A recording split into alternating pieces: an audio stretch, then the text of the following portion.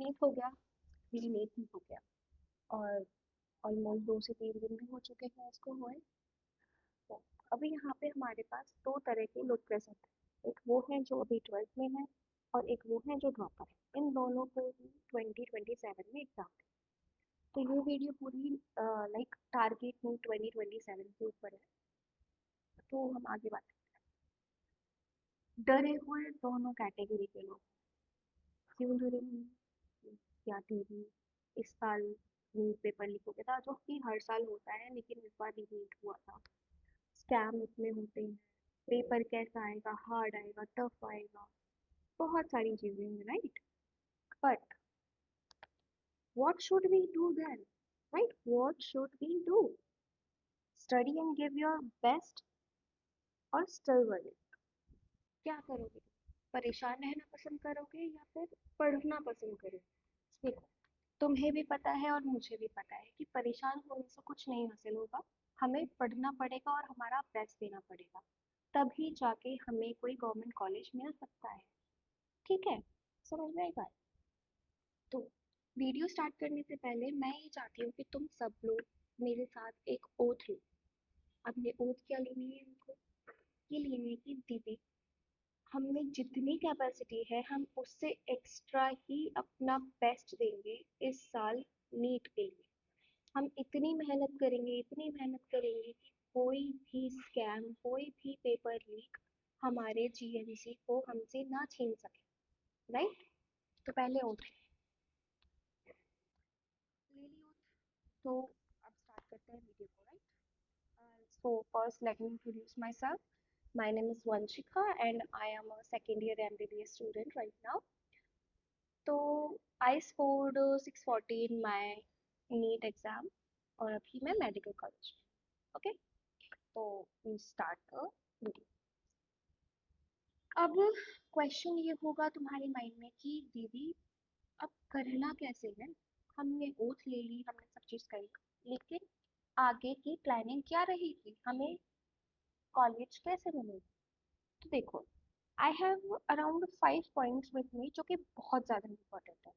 जो कि पहला पॉइंट है guidance, mentor and road map. इसका मतलब ये है कि तुम्हारे पास गाइडेंस होनी चाहिए, एक मेंटर होना चाहिए और एक प्रॉपर रोड मैप होना चाहिए। गाइडेंस के बिना तुम कुछ भी अगर अचीव करना चाहते हो तो वो तो पॉसिबल ही नहीं है ना।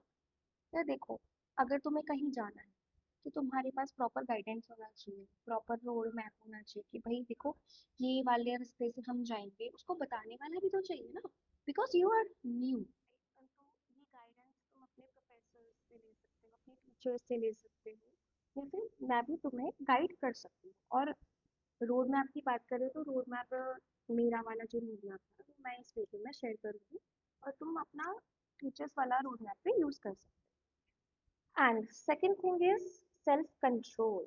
ये बहुत ज़्यादा इंपॉर्टेंट है आप लोगों के लिए। अब पूछोगे क्यों दीदी? देखो, तुम्हारे डिस्ट्रैक्शंस होते हैं, तो डिस्ट्रैक्शंस होते हैं, उसके बाद तुम प्रोक्रेस्टिनेट करना चालू करते हो और प्रोक्रेस्टिनेट के बाद तुम्हारा होता है बैकलॉग, जो बहुत बेकार। ये तो तुम्हें भी पता होगा कि एक बार बैकलॉग क्रिएट हो जाता है तो फिर वो पाइल्ड अप होता जाता है, उसका कोई भी इलाज नहीं है। ओनली 10% ऑफ पीपल जो उस बैकलॉग को कंप्लीट कर लेते हैं और अपने आगे बढ़ना चालू कर देते हैं, लेकिन आपको बैकलॉग क्रिएट नहीं करना है, सेल्फ कंट्रोल रखना है आपको। ठीक है, तो self control is very important to you. Third point is good notes. ये जो नोट्स हैं ये तुम्हारे डिटेल्ड होने चाहिए। जो मेरा रोड मैप है उसमें पहला पॉइंट यही होता है कि डिटेल स्टडी करो, उसके साथ साथ आपका डिटेल नोट बन जाता है। ये काम आता है आपके रिवीजन। क्यों? क्योंकि यार एग्जाम के टाइम पे तुम पूरी बुक लेके बैठोगे। I am not talking about biology, biology is proper NCERT, but what about physics and chemistry? वो तुम पूरी बुक लेके नहीं बैठ सकते ना, तो तुम्हारे पास एक प्रॉपर डिटेल्ड रिवीजन के लिए नोट्स होने चाहिए, राइट? तो गुड नोट्स इज इम्पॉर्टेंट। अब चौथा पॉइंट है हमारे पास रिवीजन का। लो आ गया रिवीजन का पॉइंट। तो अब रिवीजन से मतलब ये है हमारे पास कि जो तुम्हारा एग्जाम है उससे पहले minimum two minimum 5 to 6 time वो जो डिटेल नोट्स तुमने बनाया उनका रिविजन होना बहुत इंपॉर्टेंट है। उससे क्या होगा दीदी? उससे ये होगा जो तुम्हारे वीक पॉइंट्स है वो तुम्हें पता लगेंगे धीरे धीरे करके, राइट? उसमें तुम्हें पता लगेगा कि हाँ ये वाला पॉइंट मुझे बार बार पढ़ना है क्योंकि मैं ये बार बार भूल जाती हूँ। एंड रिवीजन कैसे करना है उसके लिए मैं अगर दूसरी वीडियो बना दूंगी इफ यू वांट टू, ठीक है, कि कैसे पढ़ना है। फिफ्थ पॉइंट है हमारे पास question practice and mock test.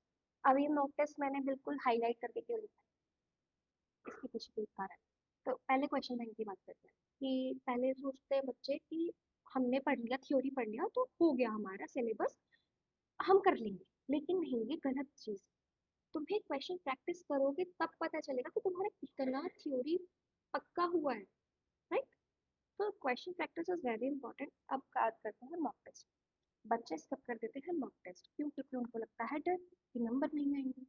लेकिन मुझे आप बताओ, क्या ये सही बात है कि मॉक टेस्ट छोड़ना चाहिए? नहीं ना। क्यों? देखो, मॉक टेस्ट नहीं दोगे तो तुम्हें टेस्ट देने की आदत नहीं रहेगी, और इस साल तो वैसे भी सीबीटी मोड में है, किसी को आइडिया नहीं है कि कैसे देते हैं, ठीक है? तो जैसे जैसे आप टेस्ट देते हो आपको हमेशा हर एक टेस्ट के बाद एक नई चीज़ पता चलती है कि हमको पेपर कैसे अटेम्प्ट करना है। पहले फिजिक्स करनी है, पहले केमिस्ट्री करनी है, पहले बायोलॉजी करनी है। देखो, सबका अपना अपना अलग अलग तरीका होता है। तुम किसी और को भी फॉलो कर सकते हो, लेकिन तुम फॉलो तो तब करोगे ना जब तुम पेपर दोगे। अब ये तो है नहीं कि तुमने आज पेपर नहीं दिया, कल पेपर नहीं दिया, पूरे साल में पेपर नहीं दिया और पहला पेपर तुम वहाँ पे जाके नीट के एग्जाम में दे रहे हो, तो गलत चीज़ हो जाएगी, ठीक है? तो पेपर देना वेरी इंपॉर्टेंट, क्वेश्चन बैंक की प्रैक्टिस करना is very important. Now we will talk about the road, okay? Are you ready guys?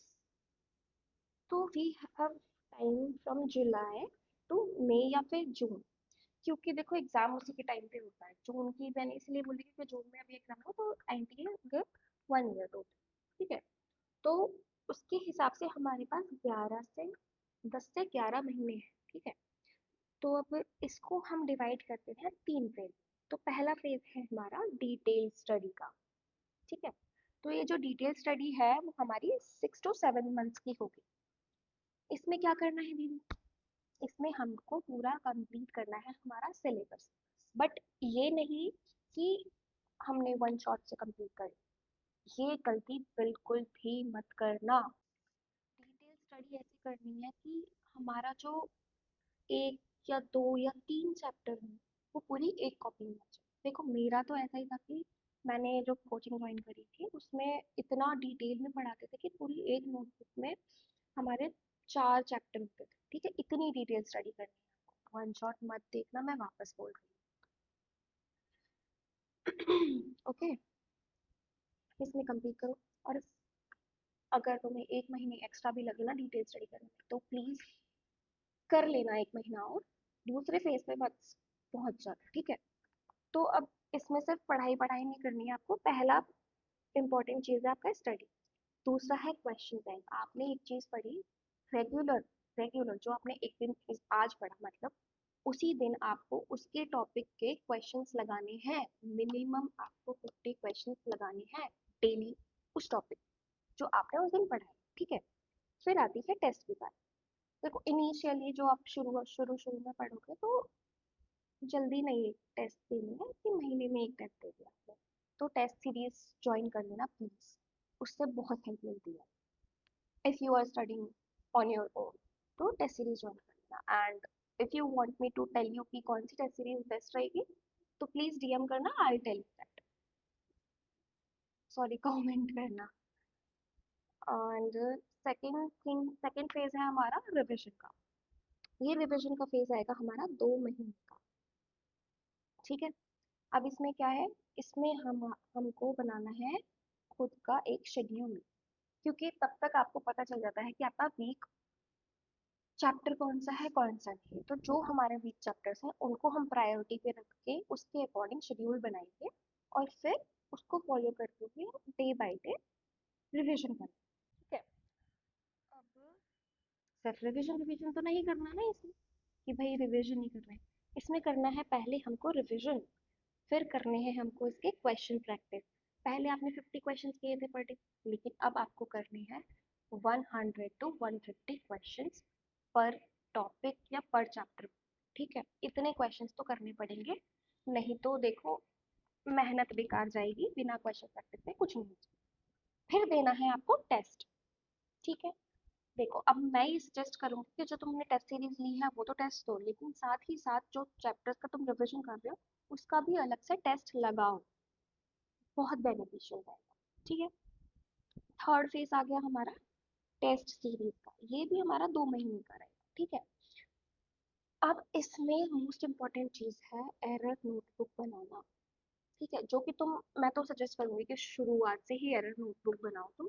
उससे ये पता रहता है कि तुम्हारे कौन से गलत हो रहे हैं क्वेश्चंस, कौन से नहीं हो रहे, कौन से तुम स्किप कर रहे हो, कौन सा टॉपिक सही जा रहा है, कौन सा नहीं जा रहा है। तो सारी चीजें तुम्हारे पास एक एनालिसिस हमेशा साथ में रहेगी। और ये जो लास्ट वाला जो टेस्ट सीरीज वाला आपका फेज आएगा, इसमें you'll नो कि हाँ हमारा ये वाला जो टॉपिक था वो बिल्कुल अच्छे से क्लियर हो गया है, हम मास्टर कर चुके हैं उसको। तो इस टाइम पे आपको दूसरी नोटबुक बनानी है जिसमें वो टॉपिक्स रहेंगे जो तुम उस टाइम पे गलत कर रहे हो।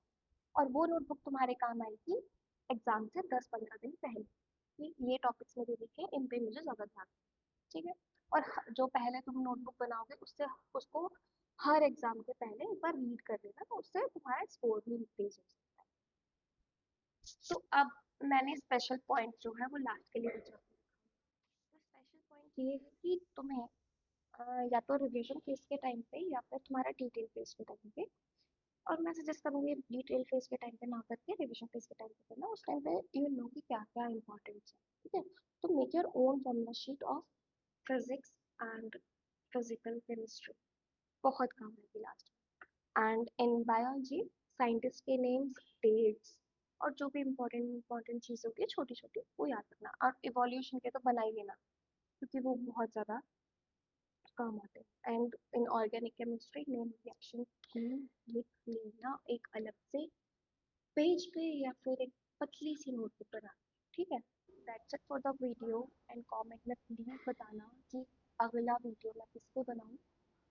और please don't forget to like, share, subscribe, comment में जरूर बताना। And all the best to you all for your NEET journey 2027।